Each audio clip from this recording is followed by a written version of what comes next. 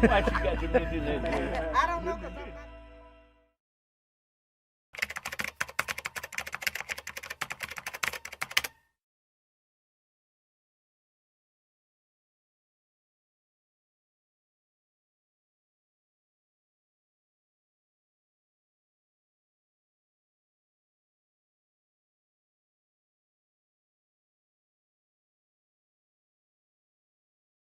Could you tell me how you came together, the group came together to form the Austin Black Assembly? And who besides the four of you were part of it? There were about, I might be, give or take, 8 of us, something like that. Us 4 always kind of remained together as the core group. I can't really say how we really got together. One of the things that we knew each other, but what really happened was we were all supporters of Wilhelmina Delco. She was the first representative, African-American representative for Travis County. And we were happy for that. And before that, she was also the first person of color elected to the school board. So that was kind of our heroine, if you want to say that, heroine. Not heroine, but she was, she was our role model. And a lot of us would like to go by her office for different reasons. And these 2 ladies to the right of me were definitely in Mrs. Delco's office. And we would often meet up there and have conversation. And one evening, all of us just happened to be there. And I don't know, coming after Martin Luther King's assassination and looking at Austin, we felt compelled to try to do something. Okay. And so we started talking, and I don't know if I said it, Joel said it, or Jeannie said it. I said, let's do something. And the big thing that was going on then was the naming of streets in honor of Martin and other ways that we were recognizing him. And so we decided to be ambitious and say, let's go do something with the naming of 19th Street. And that started. So, Jeannie, I know you lived on East 19th Street. And I was just wondering if you'd share some of your recollections of the street as it was. We moved from the projects, the bricks we called them, to 19th Street. And it was a street that connected black and white. 19th Street did. East 19th Street and West 19th Street. And when we were discussing the street we were going to use, 19th Street was a perfect street to use because of the fact that it connected black and white. And so it was a perfect street to use for that very reason. And so we did. We chose that street to use because of the fact that it connected black and white.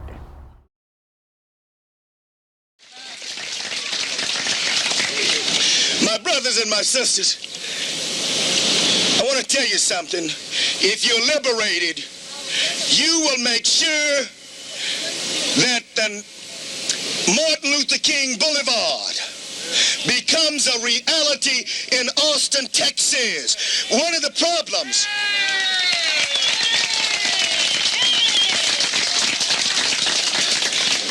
problems in the D-South is that they have moved further than Austin, Texas. They got schools named after King. They got avenues named after King. They got recreation centers named after King. They're naming all kinds of things after Martin Luther King and Malcolm X. And here in Austin, you still sitting around deliberating about whether or not you want the avenue. If there are white people who have businesses on Martin Luther King Avenue who don't want it to be named Martin Luther King Avenue, you ought to boycott those businesses and make sure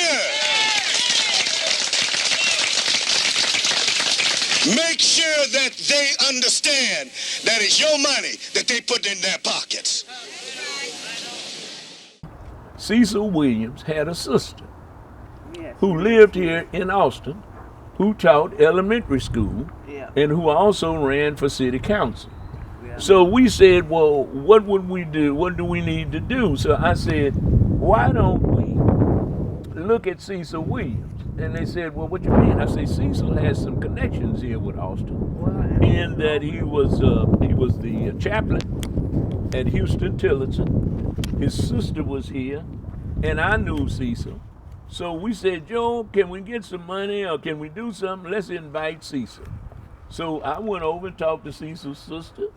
We got in contact with Cecil, and Cecil came. That's correct. And so You were in love with whose son? Cecil's Okay, all right. Yeah. Okay, well, all this helps. And so Cecil, was also Yeah. very. Yeah. Hazel Obi, yes. And so we got Cecil here. And I don't know if you know anything about Cecil. Well, but I was during going the to ask that 70s question next. So, who was 70s, Cecil? Cecil was the man across the country in the area of speaking out for the downtrodden, for all folks, and he really represented the essence of what we wanted him to do in talking about doing community work. And we got Cecil. Years ago Yeah. in this country, he had been involved with a Persian girl who was captured by the Lebanese army. Symbionese Liberation Army. Symbionese Liberation Army, and had managed to get her released. Yeah. So the white folks just thought a lot about it. Let me ask now, because I'm just having so much fun now. This Cecil Williams just makes me happy thinking about him.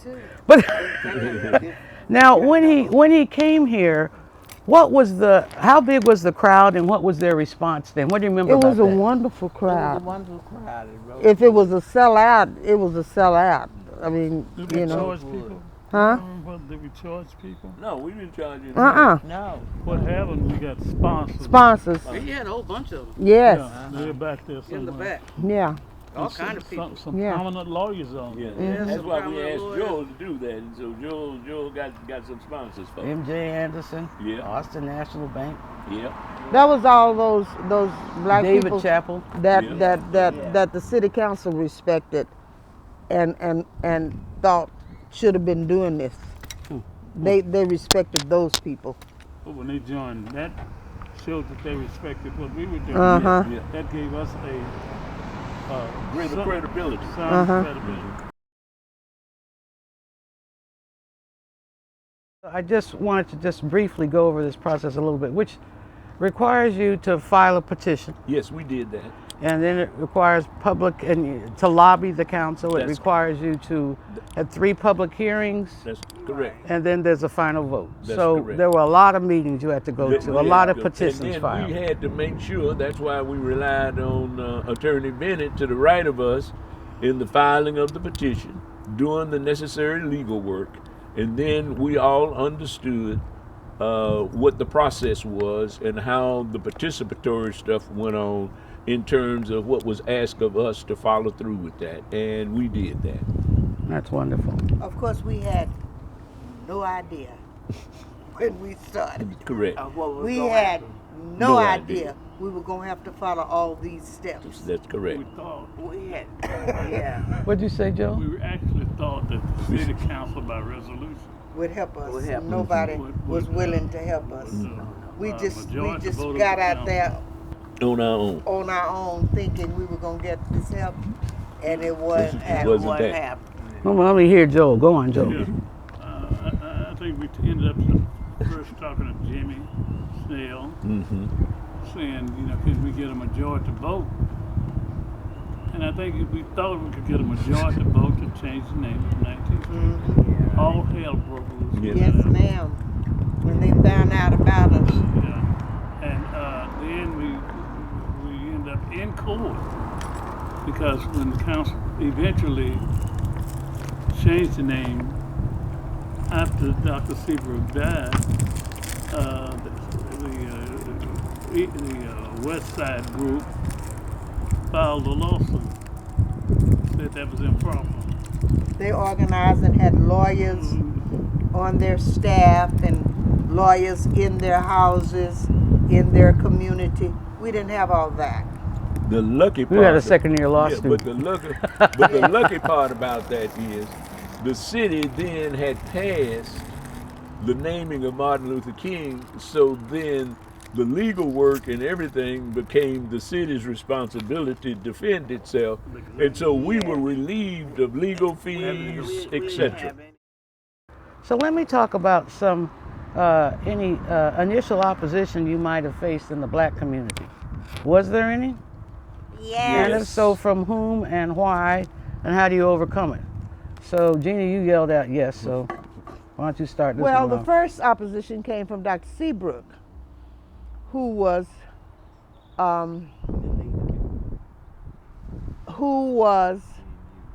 being used by Dr. Dryden, who is the man that owned the Roy Butler. He was the mayor at the time. Dryden was running for mayor at the time. Those people in power on the council who were talking to Dr. Seabrook that we were hoodlums. There was a force against us to begin with, from the beginning, to keep us To silence us. out of power, to silence us. And it just marooned into this organization of leaders from the west side with all their troops of lawyers to keep us from getting anything done. It turned into a huge. Had we been weaker people, had we not been a tribe of strong-blooded people, we could have just passed on. But we were not of that grade of people. Now let me ask you, now, Dr. Dryden, let's just talk about him for a second. Now, Dr. Dryden was the doctor who had an office on East Avenue. Most of his clientele were African Americans, am I correct? For years. For years. And so, is that how he thought so he was Dryden. considered to be the representative of the black people? Yes. Okay. And had been for For years. years. Because he bragged about the fact that he had delivered every black baby in East Austin. Yes. And I'm not going to dispute that. And so therefore, by him having that status, he automatically assumed that the black community was going to be in touch, in tune with him, doing the things that he wanted to do. But little did he know that when he offered up this opposition, that was a whole different attitude on his part, because he felt then that the black community had betrayed him. Okay, now, at the time Dryden was running for mayor against Jeff Freeman, what was his problem with the street? It was just going to upset the white people, and so he went and said to Seabrook, you need to call these bloods off because I'm not going to get reelected. Is that elected? He wanted to make sure, as Mrs. Cleveland said, he wanted to make sure that we would not have any opposition. And by him knowing Dr. Seabrook, and by Dr. Seabrook being the former president of Houston Tillotson, he felt that he had some weight. He felt and that he could talk to the community, and that us being young would automatically cease and desist in the following through with the naming of the street.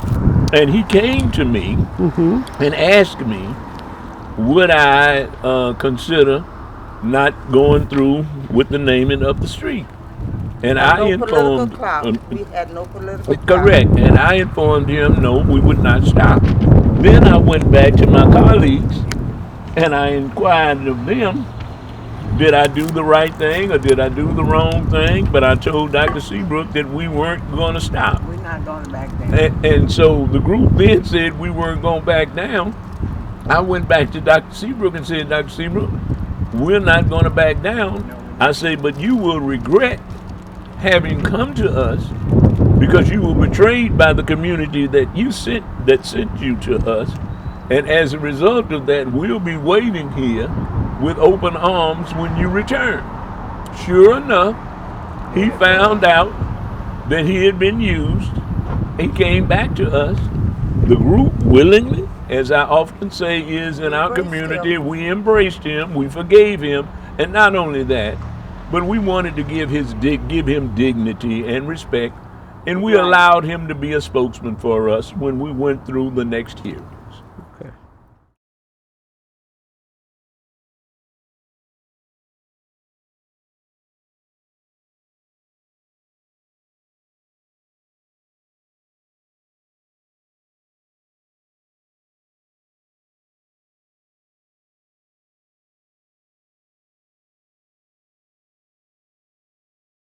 What did you observe and experience in that meeting when he got up to speak? What happened? He stood up and he raised his head and he raised his head and fell. And he fell like that. And I started screaming. Because I saw him dying. And I started screaming. And I don't think anybody else was screaming. I don't know. It didn't matter. And I said, and he hit the floor. And I said, y'all killed the man. The motherfuckers killed the man. You know, he's trying to be nice, and y'all killed him. You know, you can't be nice to white people. And so my mouth just never did close. It really didn't. Didn't Tommy Wyatt slap you? Yeah, Tommy slapped me. I wanted to slap her Yeah. Yeah, Tommy slapped me. because she should have shut the hell up. He died. She should have shut up. I said, he's dead. Y'all get away from him. And she couldn't. Get away from him. She was all in her emotions. She couldn't shut up. You know. And you stayed. Well, you stayed in the room. Yes. Yes, he Why? did. And why? And what did you see? Well, I did not think he was being conciliatory. I think he was trying to support us and didn't know how. I do believe he was sorry for the stance he had taken previously. I do believe he was sorry for what he had said. I do believe he understood what they had tried to do. He understood, finally. I believe that. I believe that to be true. And he didn't know what to say to us to let us know he understood. I really do. And I felt bad for him. I really felt bad for him. And why did you stay? Because he needed somebody. He was dying. He needed somebody on his side. He didn't need to be alone. Did you go to school in No. I would not have wanted them to leave me there had I been dying. I would have wanted somebody to be by my side. I would never have left him alone. No. Yeah. You don't leave, like the Marines say, you don't leave a fallen soldier behind. And he was a falling soldier. He knew they had betrayed him. Yeah, he did. He knew that. And he was trying to let us know that he knew that. He just didn't know how to say what he needed to say. And when you mean he said he knew they betrayed it, that because of the council's kind of waffling on their early agreement to rename the whole street? Okay. Well, All right. And he could never get a positive response. Right. Okay. I remember that reading the notes, he was the last speaker, Yeah, he couldn't get a positive and they were shuffling their notes trying to get out to yes. leave. They wanted to get away. Yeah. They wanted to leave. And Dr. Dryden sat there stoic. He wasn't there, right? No, Dryden wasn't there the last He wasn't day. at that meeting. The No. coward. No, he wasn't there at that meeting. No. But they were trying to get out of there, Yes. and so I he felt was the bad last for speaker. him, and I knew he was sorry for what he had done, but he knew that they had Used him. used him. and I did not want to. And when he was going down, it was like in my heart, I knew this was it, his last stand. I knew it. I just felt this was it for him. I don't know how, because I'm not no doctor and I ain't that smart. But I felt like this was it for him. I really did. And I wasn't going to leave him there by himself. How could you do that? Yeah, I understand. I couldn't leave him there by Didn't have any himself. children. No, they didn't have any children. You know, they prided themselves with some nieces and nephews. Yeah. And all the children that they correct dealt with Dealt through with their the person. career. And like you were a great admirer of his wife Yes. as a teacher. And so- I admired him so along the way. Yeah. At the school at Houston Houston Tillotson because he did some good things He for did. some children. Uh-huh. He just got on my last nerve through this Incident. What impact do you think Seabrook's death had on your campaign? What It impact? helped to pass that. It helped to I think it pass. helped with that. It helped to pass. They made him a martyr. Yeah, He 'cause became a martyr. They were not And gonna pass it. They never going to, Even though they voted to pass it. yeah. He became Yeah. a martyr. He became a martyr. Yeah. And you know what happens to a martyr.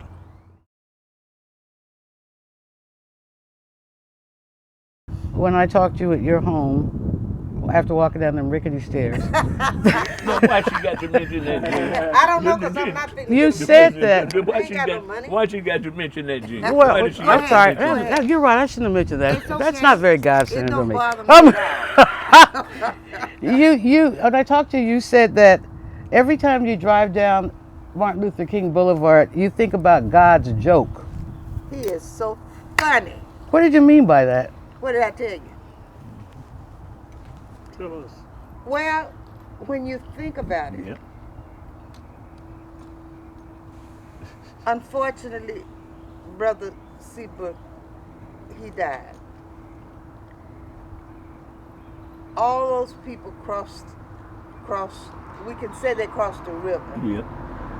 coming to East Austin to stop something. It's like they crossed that river, Jordan, but they didn't stop nothing, did they? No, they didn't. Seabrook died, unfortunately. But they named a bridge after him. Ha ha ha ha ha. So And we got the street named after him. Yeah. Ha ha ha ha ha. After all that they went through. Ha ha ha ha ha. You still So God's succeed. laughing, Yeah. ain't We he? still God's succeed. smiling. Ain't he smiling about that? Yeah. Yeah. I think All so. that We they got that went done. through, Yeah. They didn't stop us. crossing that river, and some up drowning, like Dr. Seabrook did. But that street was changed. That's right. It wasn't it? Yes, it Amen. Right. Every time I drive by there, I crack up laughing. Find something in life that excites you, Mm-hmm. that gets your blood going. Whether it's financial, non-financial, religious, whatever. And go do it. It will stick with you for a lifetime.